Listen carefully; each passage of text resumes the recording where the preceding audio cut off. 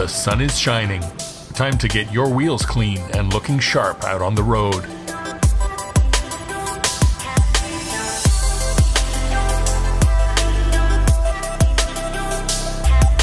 But before making them shine, you want to make sure things are running right under the hood.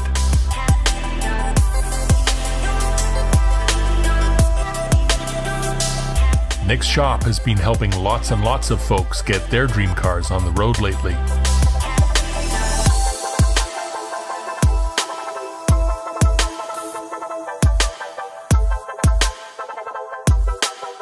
From nice old Camaros and Firebirds, all the way to one-of-a-kind builds like this incredible Mad Max Interceptor that Chris has been creating out of a Ford Torino, sheet metal, and a whole lot of willpower.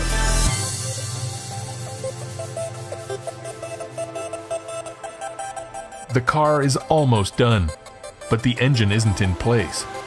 That's because today is the day that it's on Nick's dyno.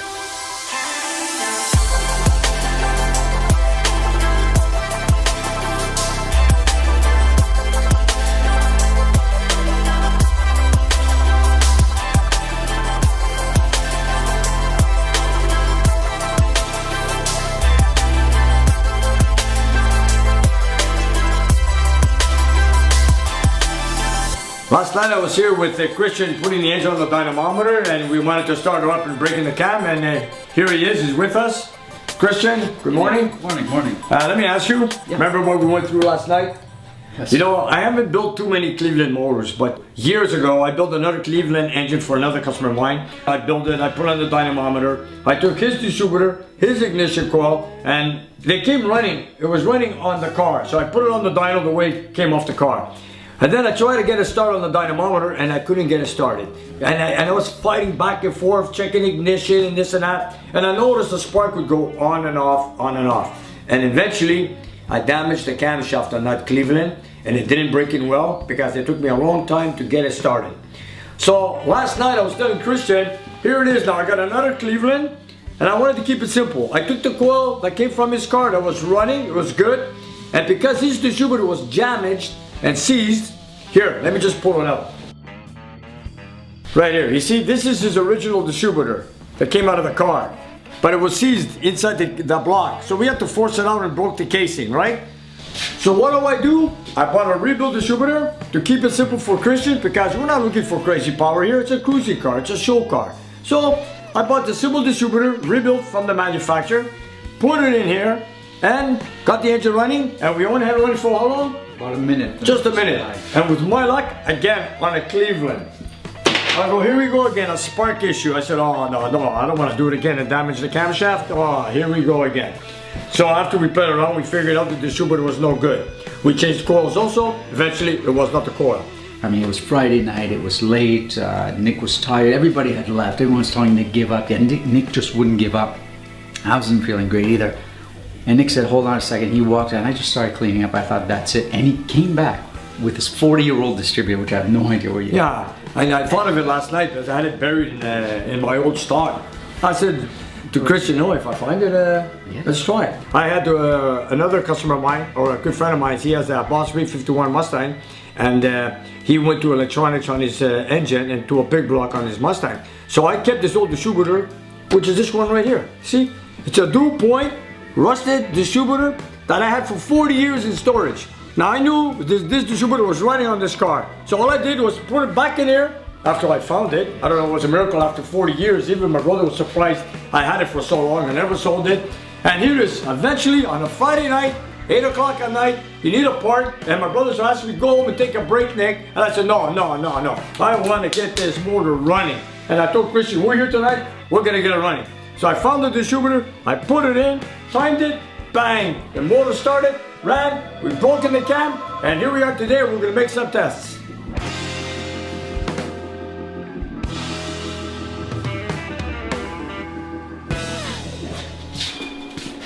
Here we go.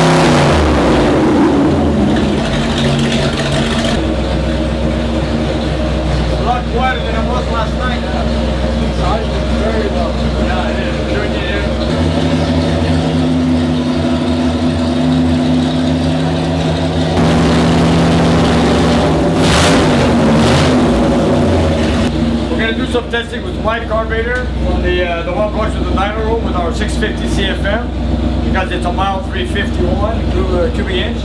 And later on, we're gonna, if I get a chance, or maybe Monday, I'm gonna put his Harley carburetor on it, tune it on the dyno before we install it in the car.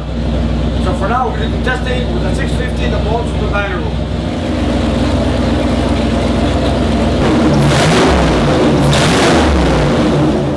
The 351 is making all the right noises and would seem to be ready to test. But Nick sees something he doesn't like.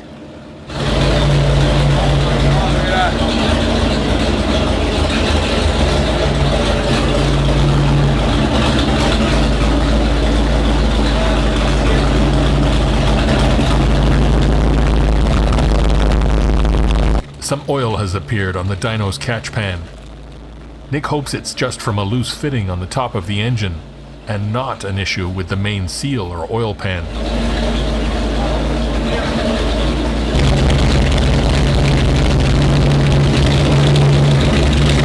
We're gonna find out. We're gonna make a few tests. Wow. How's the boiling there?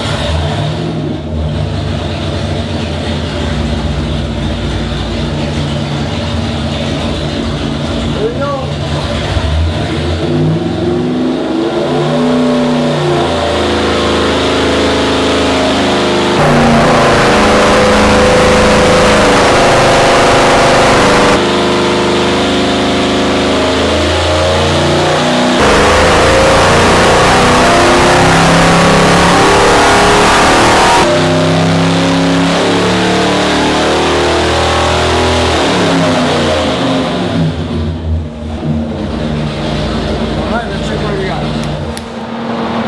This is a 300 horsepower engine. We just did our first test. Let's go see what we got. Wow. Oh, no way. Yeah, not bad, eh? 351. We pulled up 351.5 horsepower at 4,900 RPMs. Not bad for a 351. Well, it's our first test. We're going to do some more testing. Our goal was to go over 300 horsepower. This is what it is from the factory. So let's go further on and see what we can get maxed out. 350. That was a 5,000. I'd like to know what happened with that oil leak. What happened there, man? I think it's probably just a seal. I don't know, but look. Look. But that's where it seems to be coming out of. On the edge. I know, but see, that's I put the rags there to absorb the oil, but something is telling me. Put a new rag. Might be saturated.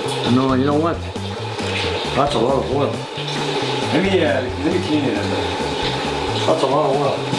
The first pull makes more power than Chris was expecting. His 351 is making 1 horsepower per cube already. But Nick is focused on the oil leak.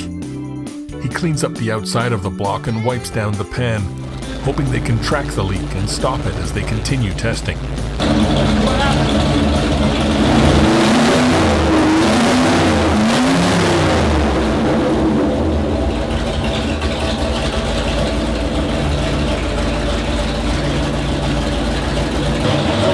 We're going to make another test back to back to see if any states come out anymore from the rear seal.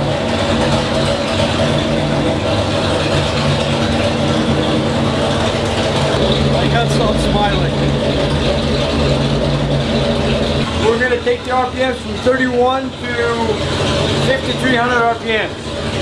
Don't forget, this is a stock engine refresh. That's all it is. Here we go.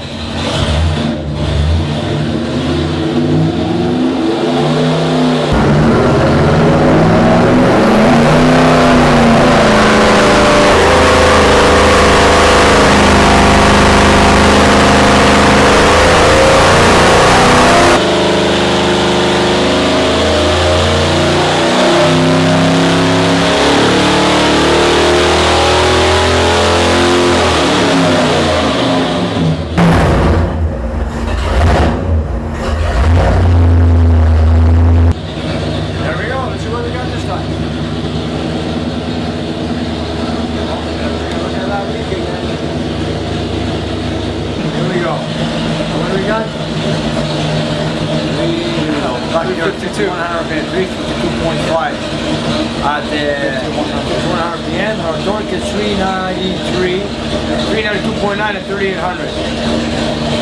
so that's pretty good. And now let's go look for that oil leak.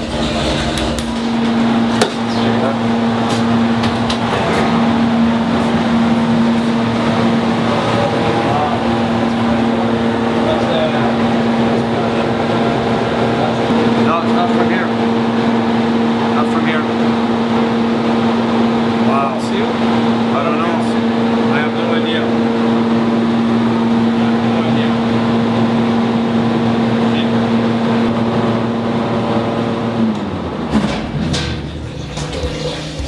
We have something leaking in the back. We got an oil stain. I presume it's the rear seal, rear pan gasket, or maybe the plug behind the cam. I'm not sure, but you know what? I'm gonna take out the dyno and take a look at it. No, that's no good. That is no good. One good news is, I'm sure we have no issue with the cam. Camshaft broke in pretty good, or else we won't be making this kind of horsepower. So we're pretty good with the camshaft. So that's off the list. Now we have an issue, the oil leak. Wow. Here we go, let's take a look. Yeah, it's right in the corner. God, where is it coming from? Yeah, you're right. Something is leaking in the scatter shield. Let's take a look. Where is it coming in from? That's strange. Could it be the cam button? No.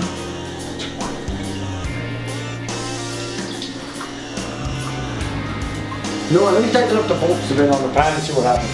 Okay. I doubt it, but anyways, worth a try. Here we go.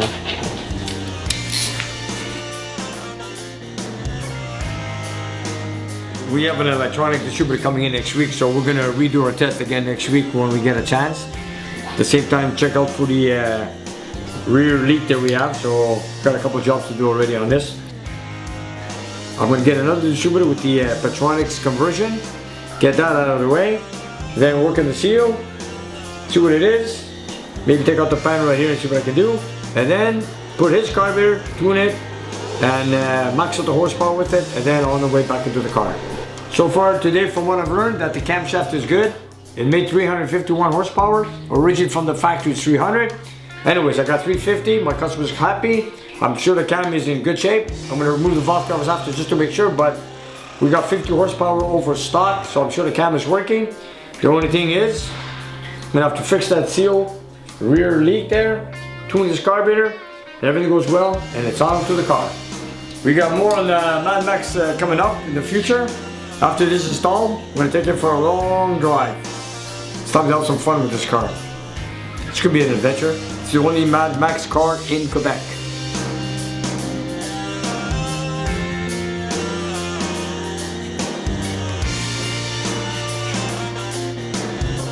One-of-a-kind show cars, classic muscle, and everything in between. They're just some of the good things that keep on happening at Nick's Garage.